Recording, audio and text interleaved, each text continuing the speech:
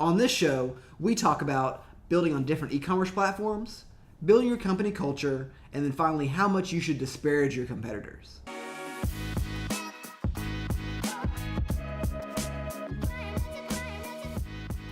Hey everybody, welcome to episode 53 of the AskEngin show. I'm pumped up to be here on a solo show today. John Max is out meeting with clients and knocking stuff out, so it's just me, and we're going to get right into our 3 questions. Our first question from r/ecommerce is it required for me to build on either Shopify or Woocommerce? So this person is kind of new to e-com and they're looking at what platforms are out there and they're trying to figure out, do I have to build on Shopify or Woocommerce? What else is out there?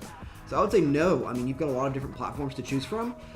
Engine will soon be one of those platforms, but when you're looking at building your e-com site, I mean, Shopify and Woo are the two that you always hear about, but there's also Magento, BigCommerce, Work Area. There's just a lot of different e-com platforms out there, and that's a decision that you need to make kind of on what best fits the way you're going to be selling online. So look at the unique features these different platforms offer, look at their cost, look at how well they integrate with your back end, your back office software, how you're shipping your products out, and make your decision based on that. You'll hear a lot of people say, oh, join Shopify because it's the best for me. You really need to make that decision on what's best for your company rather than what's best for the person writing the guide on how to sell online.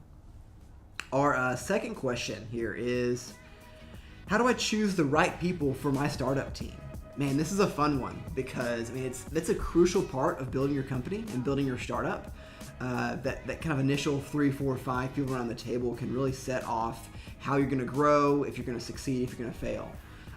The way I like to look at it is I like to find a culture fit, and I like that person to be an athlete. And by being an athlete, I mean I like them to be able to contribute in a couple different areas, for them to be able to move from sport to sport. So they can do stuff in marketing, they can do stuff in sales, they could maybe even do a little bit of website maintenance. I really like finding that person that's a culture fit though, and that's something that you need to be asking yourself as you're building your company is, what do I value culture-wise? Do I want somebody who is here going to stick it out through the late hours? Do I want somebody that's going to bring humor to the table? Pinning down that culture early is big, really big, and it's something that we value highly here at Engine, and it's probably why we hire slower than some other places. It's because we love kind of focusing on that culture fit and then easing them into success in whatever they're good at, whatever position we find them to be in.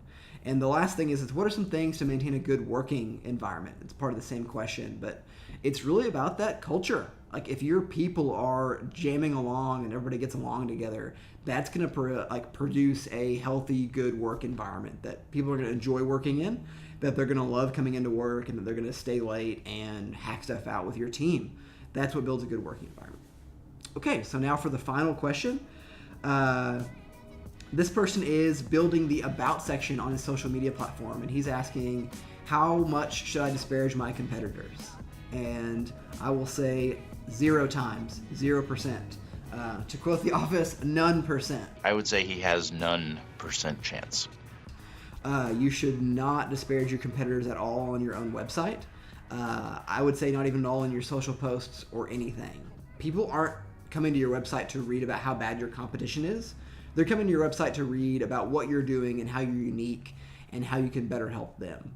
Digging in at your competitors almost makes you look a little bit childish and could even come off as bullying if all you do is rag on the other people that you're competing with. Especially as a new company too. If you're just kind of breaking into your business and you're digging on all your competitors, people are going to look at you and be like, why should I trust this guy? Why should I respect him? All he does is make fun of the competition.